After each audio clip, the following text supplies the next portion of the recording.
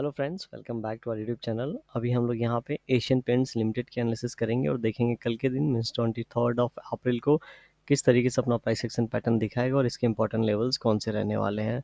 तो जिस तरीके से हमने लास्ट टाइम डिस्कशन किया था कि अगर इसका लो ब्रेक जो कैंडल करेगा, अगर वो कैंडल ऊपर की ओर क्लोजिंग दे देता है तो हायर प्रोबेबिलिटी वाला केस हो जाएगा कि फिर वो यहीं से रिटर्न हो जाएगा। क्योंकि क्या होता है कि जिन लोगों ने यहाँ पैसा लगाया था सबका एसएल हिट हो गया है।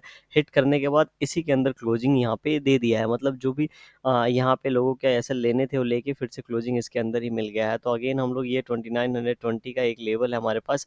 लास्ट टाइम आपको याद होगा यहाँ पे 2900 का लेवल था, अभी 2920 का ये लेवल है और नीचे की ओर हमारे पास लगभग लगभग 2780 का लेवल है। ठीक है, तो एक बहुत ही शानदार यहाँ पे रेंज बन रखा है। अब जब ये रेंज यहाँ पे ब्रेकआउट देगा तो हम लोग यहाँ पे क्या कर सकते हैं, इसको प्ले कर सकते हैं।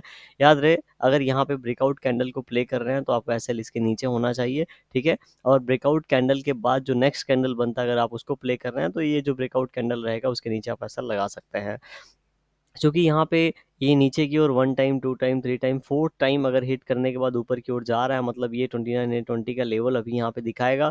और ये दिखाने के बाद हो सकता है एक दिन यहाँ पे टाइम स्पेंड करके सीधे ऊपर की ओर निकल जाए। क्योंकि ऊपर की ओर भी देखेंगे तो कहीं ना कहीं 2-3 बार जाके यहाँ पे 1 टाइम 2 टाइम 3 टाइम ये जाके ऑलरेडी हिट कर चुका है। तो अगर यहाँ पे आता है और 1-2 कैंडल यहाँ पे टाइम स्पेंड कर लेता है या 15 मिनट पे भी आधा दिन टाइम स्पेंड करने के बाद अगर यहाँ पे ब्रेकआउट देता है तो हमें ऊपर के लेवल मतलब 3040 के लेवल के लिए यहाँ पे रेडी रहना चाहिए। राइट, अगर अभी इसी स्टेप पे कोई पोजीशन बना रहा होगा तो उसको इसी कैंडल का एक एसएल रखना बहुत ज़्यादा ज़रूरी है।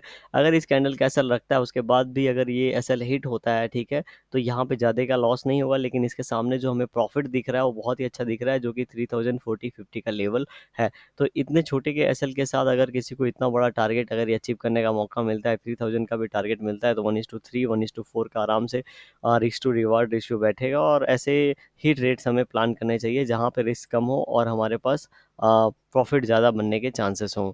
ठीक है, अब यहाँ पे अगर आप 15 मिनट टाइम फ्रेम पे इस चार्ट को नोट करेंगे तो आपको यहाँ पे इन पॉइंट्स को टच करेंगे तो आपको एक क्लियरली ट्रेंड लाइन नज़र आ रहा होगा, जिस ट्रेंड लाइन को मैं पहले से बात कर रहा हूँ कि अगर ये नीचे जाके इन लेवल्स के आसपास आता है तो इस तरीके से ब्रेकआउट दे सकता है।